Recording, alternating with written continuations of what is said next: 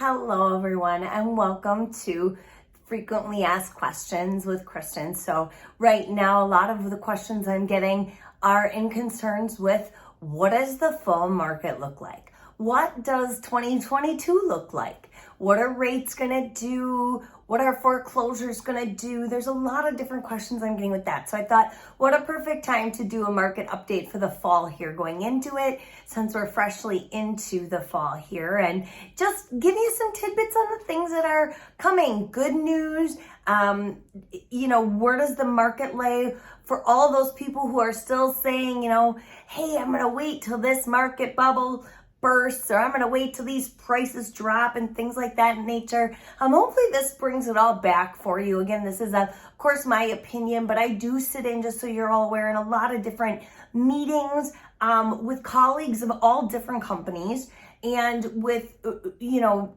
experts within the secondary fields, within capital markets, doing a lot of research and things like that. So I do think it's an educated opinion, but of course it is an opinion. So it's just important that you take that into consideration. So one of the first things first is, what are we gonna do with this market, right?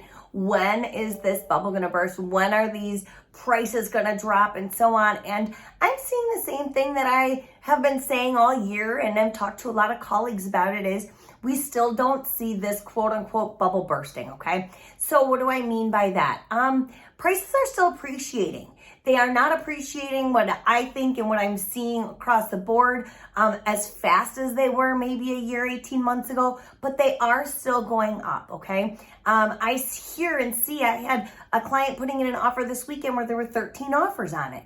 And then I've also had quite a few win deals that they may have now won before because there's no offer on it. So depends what price point you're in, again, things of that nature. Now I'm talking mainly the Midwest. However, a lot of these numbers are national. So just something to keep apprised of. But in this market, we're in the Wisconsin Midwest market right now, where I'm seeing and feeling a lot of this. So again, it really depends on the price point you're looking in, as well as, are you looking for something that maybe needs a little love, or do you have to have something that's brand new?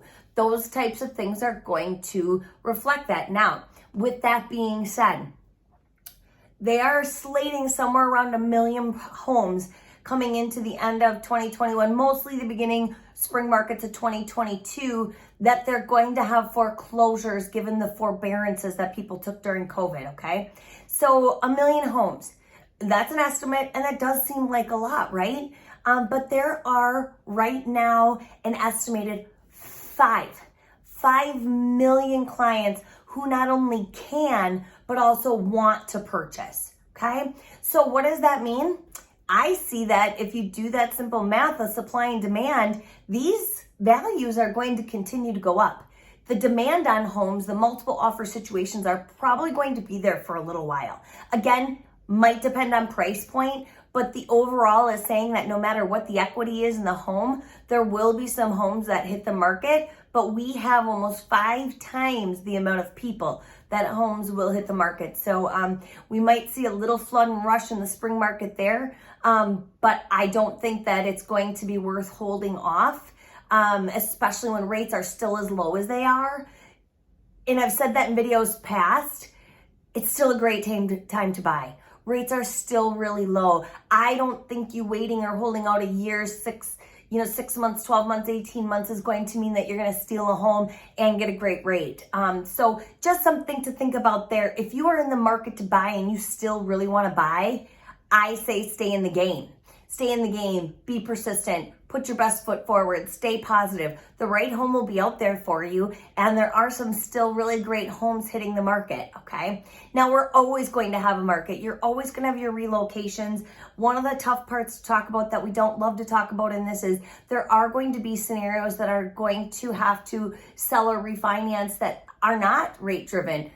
Divorces, maybe they're moving up, maybe they're moving down in home, things of that nature. So there will still be homes that hit the market as well. So stay in it. With that being said, one of the really great things that is awesome, a change that I love that just came to us a few weeks ago is earlier this year, Fannie Mae and Freddie Mac said, okay, only 7% of a lender's business can be second home and investment properties. Now, what does that look like? Well, if you do easy math, Out of 100 deals, only 7 could be second homes and investment properties.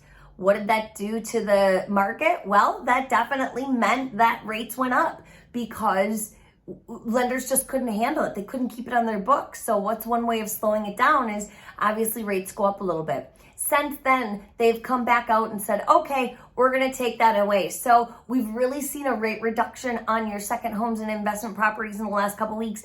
If you are interested in buying one of these types of properties, I really encourage you again to get in the game. If you were out of the game a month or two ago because you didn't love the rate, check back in. Rates are really great in these areas. It's now a great time to buy. It's still a great time to invest.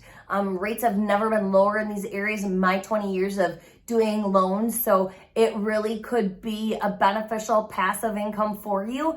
And to even start, I see a lot of young kids starting with wanting to buy 2 units and things like that to start their investment careers. And I think it's awesome. So definitely keep an eye in that market. With that being said, rates. So the next question I keep getting is, what are rates going to do, Kristen? And while I wish we all had a crystal ball and we could see what that looks like, it's really going to, is a few things. The Federal Reserve, what's going to happen with the market, inflation, things of that nature. I'm hearing both sides of the aisle right now when it comes to rates. Are we anticipating them to go up in 2022? I would say yes. There is some room for movement. Do I think there are going to be some huge rate increase? I don't. I'm hearing anywhere from maybe your mid 3s to around 4%, things like that. But again, if the industry can hold strong, then, we may not see quite as much of a rate increase, but then there could be a rate increase. And I know that's not really answering a ton of questions, but you really got to watch the market, right? Because when the market and the economy are doing great, rates tend to go up a little bit. And we've seen that where the economy and things maybe weren't so great in the last couple years with jobs and inflation and things like that. We saw the rates dip unexpectedly, and they're still very low. They may not be at your all-time lows, but they're still very low. With that being said, there are a ton of lenders out there right now who are doing bait and switch like I've never seen. And I hated it 10 years ago, and you've heard a lot of my videos, and they're back. Be careful for predatory lending. What does that mean? I'm seeing a lot of lenders quoting 2.25, 2.375 on a 30-year fix, saying no points. But when it really comes down to it, once you do their application, once you get in their info, all of a sudden, nope, you don't qualify for that rate, even though you have great credit, even some equity. There's different reasons why. Or yeah, we can get you that rate, but it's going to cost you 2 points. I had one gentleman in the last 2 weeks who was being quoted by a big national lender. I got him the same rate, 2 points less. His closing costs alone in the state of Wisconsin were well over $10,000. You guys, that is crazy high. Don't fall for it. Got a second opinion. Rates, again, are still super low, and you want to make sure that if you're paying points, that the ROI on that, or the return on investment, is there for you. So really keep that in mind. Got a second opinion. Sometimes it's worth buying points, not always. So you want to work with a lender who's really forthright with you. If you are working with somebody who just constantly passes you off, and doesn't ever have a real answer for you, that rate is probably, again, the bait and switch, because they never have to really discuss it with you. They never have to give you the bad news, and then you go through the whole way, and all of a sudden you're going to close, and now there's all these fees, and you feel obligated. Don't feel obligated.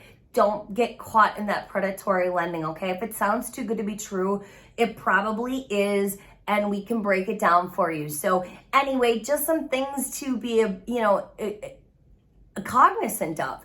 I'm a consumer advocate, and it's really important to make sure that you know the best ways to cut through the red tape, understand what's going on in the market and things like that. So again, if you have any questions, drop your comments below. I'm happy to get them answered for you. Give me a call. We can chat more. Again, always happy to do so. I am lending throughout the entire Midwest, so please feel free. If you are in Illinois, Minnesota, Michigan, Indiana, we're here to help. And we will continue to help bring you some of the most up-to-date mortgage information as possible. Thank you so much for listening. We appreciate it. Hope you're having a great day. Happy fall. We'll talk to you soon. Thanks. Bye-bye.